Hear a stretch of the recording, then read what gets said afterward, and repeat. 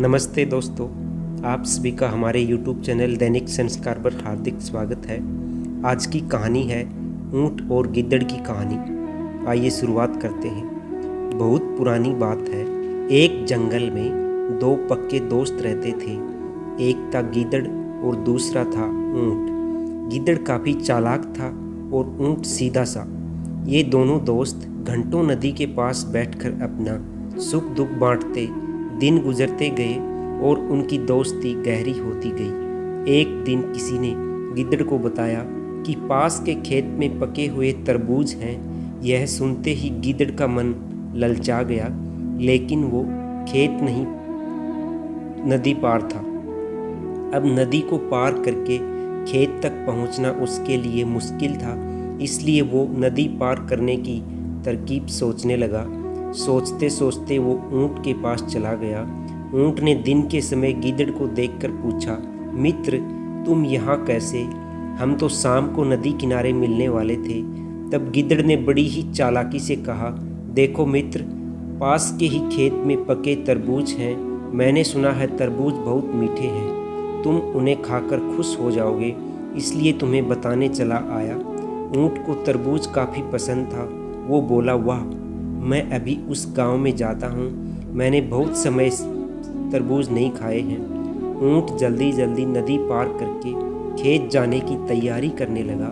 तभी गिद्दड़ ने कहा, दोस्त, तरबूज मुझे भी अच्छे लगते हैं, लेकिन तैरना नहीं आता है। तुम तरबूज खा लोगे तो मुझे लगेगा कि मैंने भी खा लिए।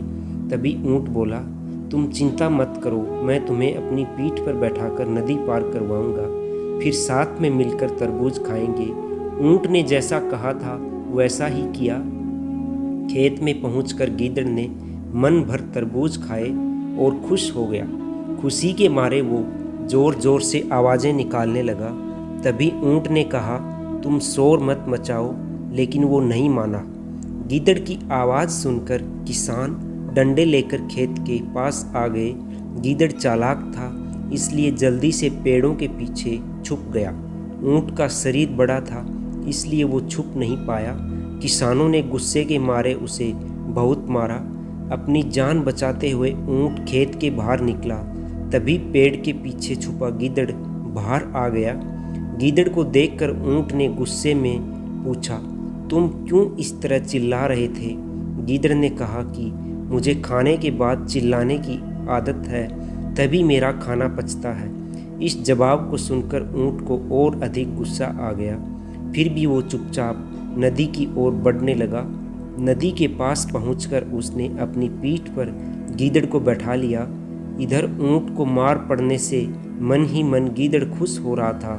उधर नदी के बीच में पहुंचकर ऊंट ने नदी में डुबकी लगानी शुरू कर दी।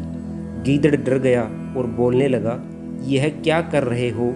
गुस्से में ऊंट ने कहा, मुझे कुछ खाने के बाद उसे हजम करने के लिए नदी में डुबकी मारनी पड़ती है। गिद्दड़ को समझ आ गया कि ऊंट उसके किए का बदला ले रहा है। बहुत मुश्किल से गिद्दड़ पानी से अपनी जान बचाकर नदी किनारे पहुंचा।